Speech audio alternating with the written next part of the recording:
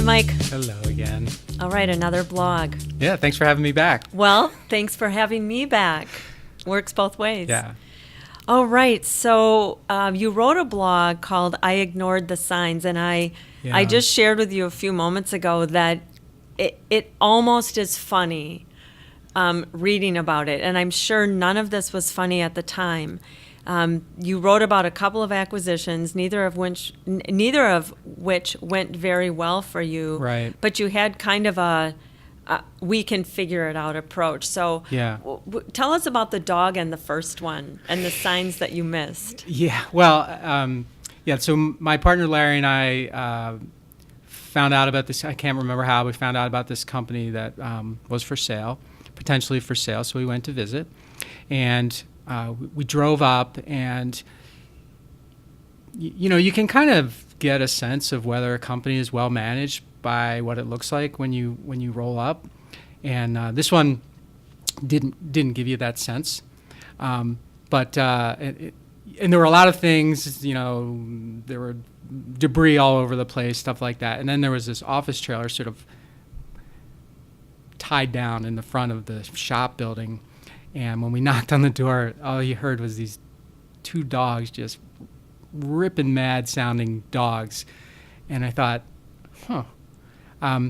it's not exactly the welcome that I would want, to be giving to two potential acquirers. But anyway, I hadn't experienced that before. This was way before the bring a dog to work thing was something that everybody was happy about or into. Mm-hmm.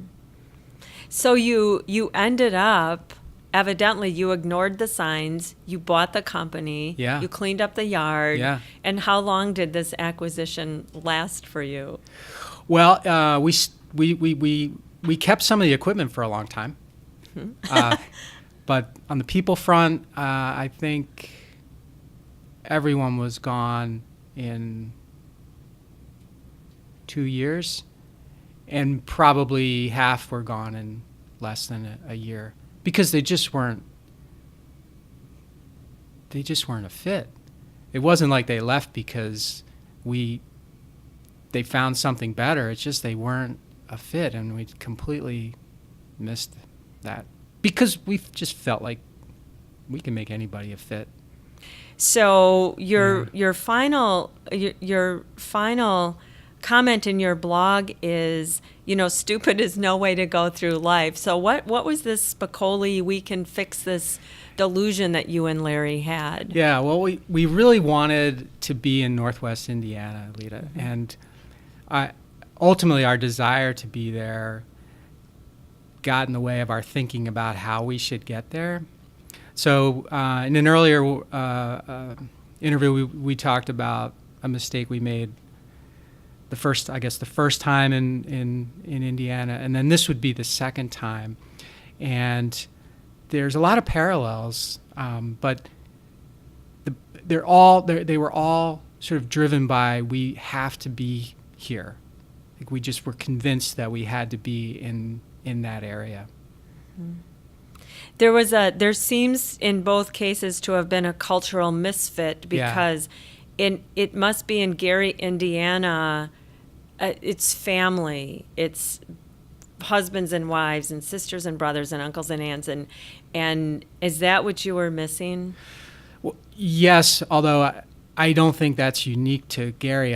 We've missed that a few other times that aren't included in this blog. But in this particular case, we completely underestimated the family dynamic, particularly with the partner who wasn't actually a partner but thought he was a partner. And when those two guys went to make the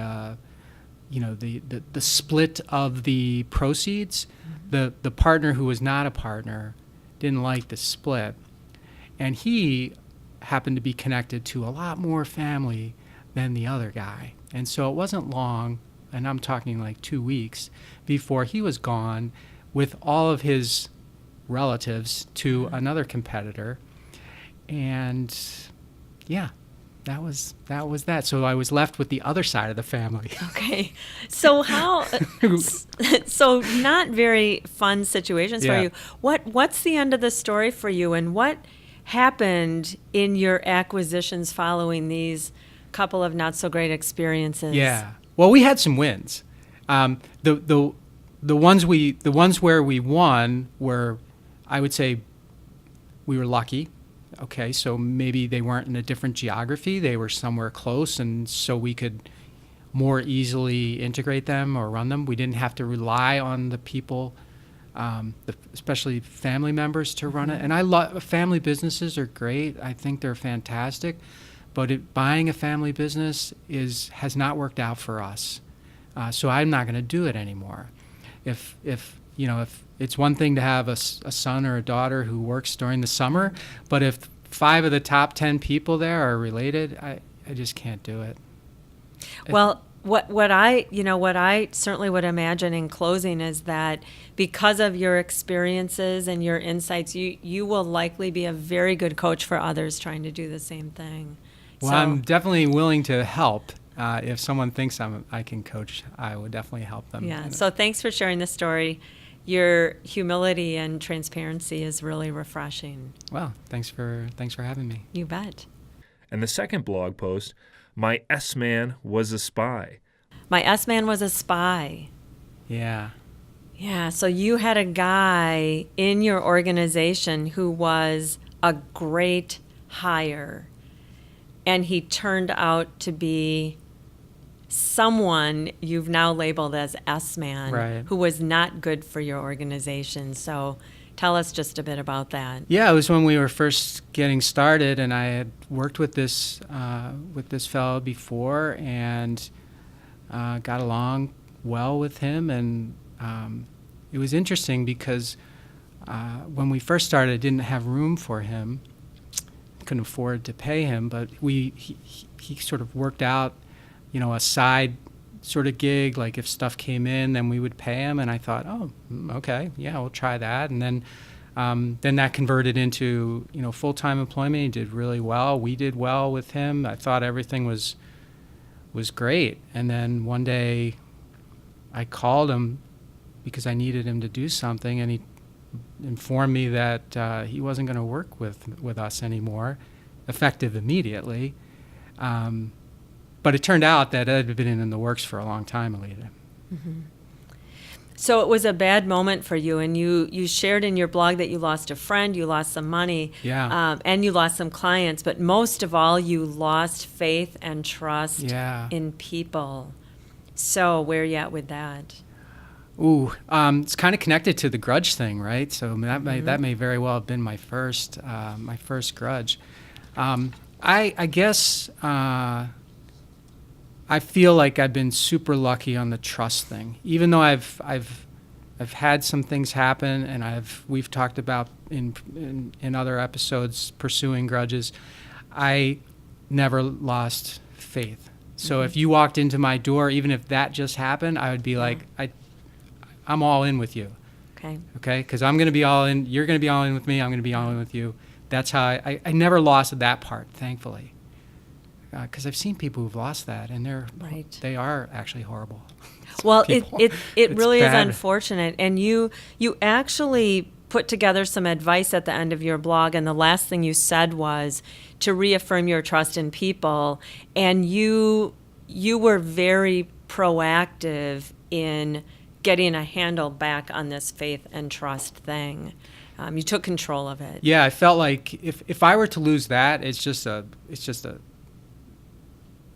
I'm just going to descend into somewhere I don't want to be, and somewhere that nobody working here wants to be. So have to, we acknowledge that something bad happened. Okay. And then they never heard from me, the people in the company never heard from me what I was, the grudge I would pursue on him. We would just pass that and on to bigger and better things. That's great.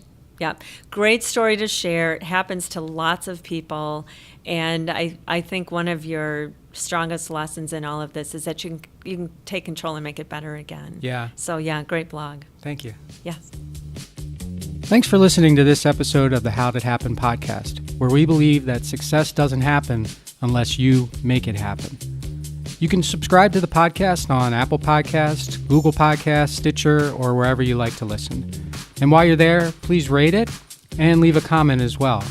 I'd love to hear your thoughts about the show, ideas for future guests, or whatever you'd like to share. And of course, you can always find me at MikeMalatesta.com. See you next time. Thanks again for listening to the How'd It Happen podcast.